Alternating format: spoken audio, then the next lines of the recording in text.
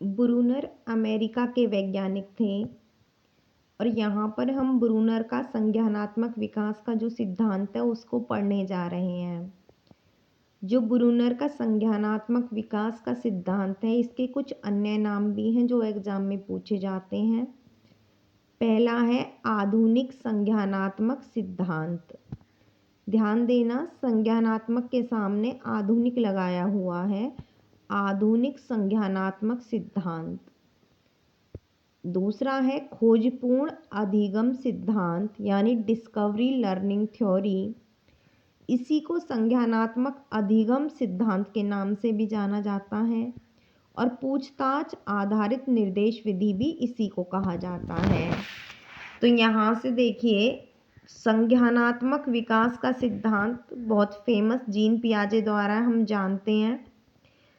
दोनों में अंतर है। संज्ञानात्मक विकास का सिद्धांत आए तो जीन पियाजे और संज्ञानात्मक अधिगम का सिद्धांत आए तो जेरोम ब्रूनर। ब्रूनर ने 3 अलग अलग रूप से ज्ञान और जो समझ है उनको बताया है कि ज्ञान और समझ के 3 अलग अलग रूप होते हैं। एक इनएक्टिव स्टेज होती है, एक आइकॉनिक स्टेज होती है, एक सिंबॉलिक स्टेज होती है। इनएक्टिव स्टेज यानी सक्रियता अवस्था होती है। इसमें बच्चा क्या होता है कि सक्रिय होता, क्रियाएं करता है, अपने ज्ञान को क्रियाओं के माध्यम से वो शो करता है अपने ज्ञान को। उसके अंदर जो ज्ञान है, उसके अंदर जो समझ है, उसे क्रियाओं के द्वारा हमें बाहर दिखाता है करके। आइकॉनिक स्टेज दृश्य प्रतिमा अवस्था होती है और सिंबॉलिक स्टेज सांकेतिक अवस्था होती है। तो पहला इनएक्टिव स्टेज जो होती है, सक्रियता अवस्था, यह क्रिया पर आधारित होती है। जन्म से 18 महीने या फिर 0 से 2 वर्ष भी इसकी अवस्था बताई जा सकती है। अब जो ये इनएक्टिव स्टेज होती है, ये जीन पियाजे की संवेदी गामक अवस्था से मिलती है। क्यों? क्योंकि उसमें भी बच्चा रिफ्लेक्स एक्शन करता था, तब वो बताता था अपने मन की बातों को। और यहाँ पर भी वो अपने ज्ञान को कैसे शो करता है? क्रियाएं करके। बच्चा ज्ञान को क्रियाओं के माध्यम से प्रकट करता है। कभी अपने पैरों को चलाता है, कभी रोकर दिखाता, भूख लगी है तो किसी चीज़ को देखकर खुश होता है तो हंसकर दिखाता है, कभी है पैरों को फेंकता है।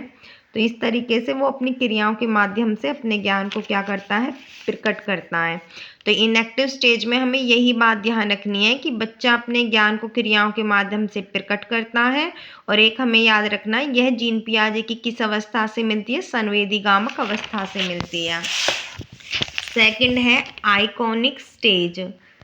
अब इसमें क्या होता है? बिंबात्मक अवस्था भी इसे कहा जाता है। पियाजे की पूर्व संक्रियात्मक अवस्था से ये मिलती है। जो आइकॉनिक स्टेज होती है, यह पियाजे की पूर्व संक्रियात्मक अवस्था यानी जो 2 से 7 वर्ष है उससे मैच करती है। इसमें बच्चा सूचनाओं को ग्रहण करता है। चिंतन मानसिक छवियों पर आधारित होता है, यानी काल्पनिक जो छवियां होती हैं अपने दिमाग में कल्पनाएं बनाता है और उसके हिसाब से वो चिंतन करता है। तो चिंतन मानसिक छवियों पर आधारित होता है।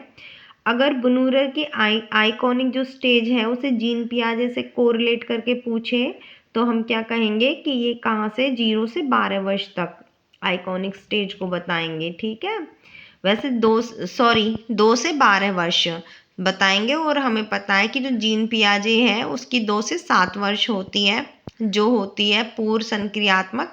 लेकिन अगर पूछे जेरोम ब्रूनर को जीन पियाजे के साथ रिलेट करके, तो इसकी जो 2 से 12 वर्ष वाली एज होती है वो किसके साथ रिलेट करती है? जीन पियाजे के साथ रिलेट करती है, यानी इसकी जो आइकॉनिक स्टेज है। नेक्स्ट है सिंबॉलिक स्टेज। अब इसके अनुसार, जेरोम ब्रूनर के अनुसार 12 वर्ष के बाद सिंबॉलिक स्टेज आती है। लेकिन इसके जो गुण हैं वो किससे मैच खाते हैं? वो पियाजे की मूर्त संक्रियात्मक अवस्था से मैच खाते हैं। जबकि वो मूर्त संक्रियात्मक अवस्था कितनी एज में थी? 7 से 11 वर्ष में। तो जो सिंबॉलिक स्टेज होती है ये भाषा पर आधारित होती है।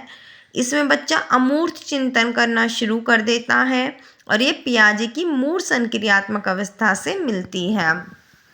इसके बाद जो स्पाइरल करिकुलम जो दिया था, है ना, जो जो स्पाइरल करिकुलम क्या था, जो हमारा वो था सर्पिलाकार जो पाठ्यक्रम था, वो किसने दिया था, ब्रूनर ने दिया था। स्पाइरल करिकुलम किसने दिया है, ब्रूनर ने।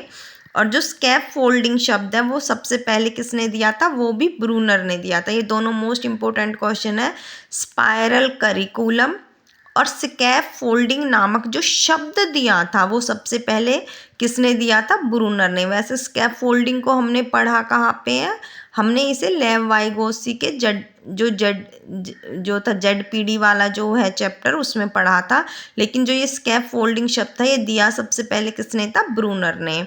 फिर है कि जो ब्रूनर था वो एक निर्मितवाद या संरचनावादी था। और संरचनावादी जो निर्मितवादी होते हैं इनकी क्या होती हैं इसकी क्वालिटीज़, तो देखो इसमें जो छात्र है वो छात्र होता है केंद्र, ठीक है, छात्र, और जो छात्र केंद्रित ही क्रिया की जाती हैं। पूर्व ज्ञान के अनुभव हैं जो वो काम आते हैं। स्वयं ज्ञान का सृजन करता है जो छात्र होता है। छात्र सक्रिय होते हैं यानी एक्टिव होते हैं, पैसिव लर्नर नहीं होते। आगमनात्मक सिद्धांत पर बल दिया जाता है, यानी जो उन्हें पता है उससे अननोन की तरफ, जो नहीं पता उसकी तरफ वो आगे बढ़ते हैं, यानी खोज कर करके आगे बढ़ते हैं। अन्वेषणात्मक बनाता है ये छात्रों को, और पाठ्य पुस्तक की सहायता इसमें नहीं ली जाती।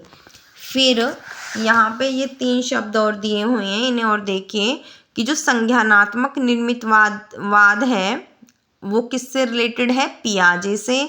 जो सामाजिक निर्मितवाद है वो किससे रिलेटेड है, वाइगोत्स्की से। और जो रेडिकल निर्मितवाद है वो किससे रिलेटेड है, ब्रूनर से।